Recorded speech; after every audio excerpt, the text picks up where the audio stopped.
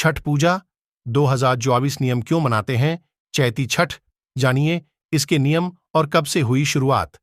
कार्तिक महीने के अलावा चैत्र माह में भी छठ महापर्व मनाया जाता है। हालांकि दोनों छठ में कोई खास अंतर नहीं है। इस माह में भी पूजा की विधि कार्तिक माह के छठ जैसी होती है। जानते हैं कब से कब तक है हिंदू धर्म का महत्वपूर्ण महापर्व छठ।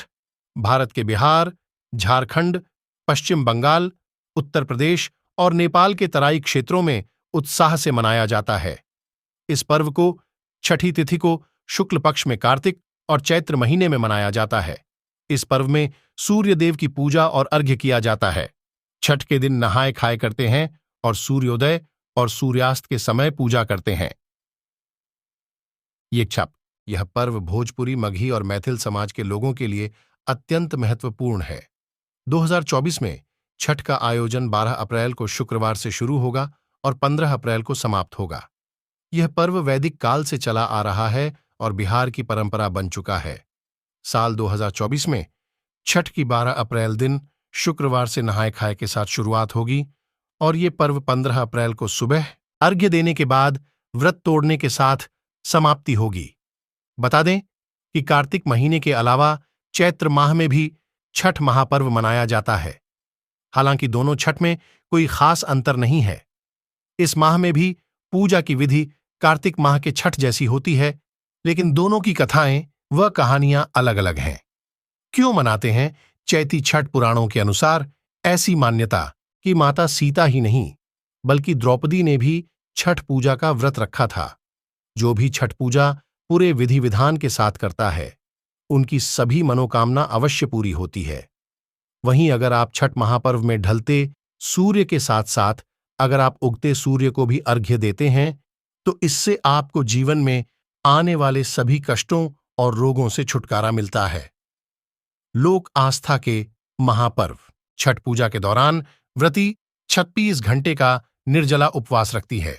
छठ में संतान की लंबी आयु की कामना करते हुए व्रती भगवान सूर्यदेव को अर्घ्य देती है। धार्मिक मान्यता है कि छठ पूजा करने से परिवार में सुख, समृद्धि और शांति आती है। छठ पूजा में भगवान सूर्यदेव की पूजा का विधान है। संध्या अर्घ्य के दिन भगवान सूर्य को अस्त होते हुए अर्घ्य दिया जाता है। वहीं अगले दिन उगते हुए सूर्य को अर्घ्य देकर छठ पर्व संपन्न किया जाता है। इसलिए इसे सूर्य षष्ठी व्रत भी कहते हैं। छठ का पहला दिन नहाए खाए महिलाएं छठ के पहले दिन नदी या तालाब में जाकर स्नान करती हैं और उगते सूर्य को अर्घ्य देने के साथ व्रत का संकल्प लेती हैं। इसके बाद नहाए खाए के दिन चने की दाल, लौकी की सब्जी और चावल का प्रसाद बनाती हैं। इस प्रसाद को शुद्ध तरीके से खास तौर पर साफ चूल्हे पर बनाया जाता है। यह खाना कांसे या मिट्टी के बर्तन में पकाया जाता है। छठ का दूसरा दिन खरना छठ पर्व के दूसरे दिन के खरना कहते हैं। इसमें महिलाएं चैत्र महीने के शुक्ल पक्ष की पंचमी तिथि व्रती महिलाएं पूरे दिन उपवास रखती हैं। इस दिन व्रती लोग अन्न तो दूर की बात है, सूर्यास्त से पहले पानी की एक बूंद तक नहीं पीते हैं। फिर शाम को चावल, गुड़ और गन्ने के रस से बनी खीर खाई जाती है। इस खीर को खाने के लिए परिवार के सभी लोग घर से बाहर चले जाते हैं ताकि कोई शोर न हो सके, क्योंकि किसी तरह की आवाज सुनना पर्व के नियमों के खिलाफ माना जाता है।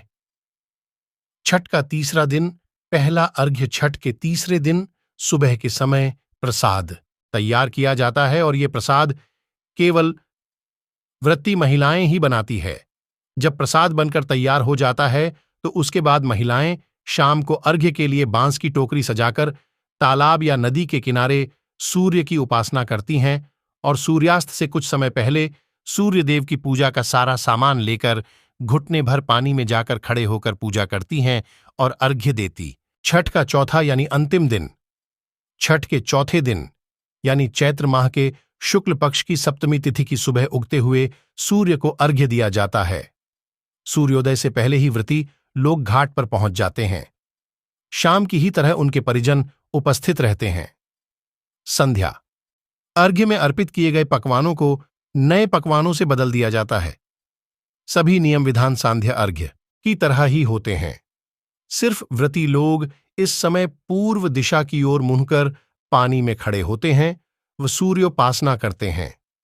पूजा समाप्त करने के बाद सभी व्रती लोग घर वापस आकर कच्चे दूध का शरबत पीकर तथा थोड़ा प्रसाद खाकर व्रत तोड़ते हैं, जिसे पारण कहा जाता है।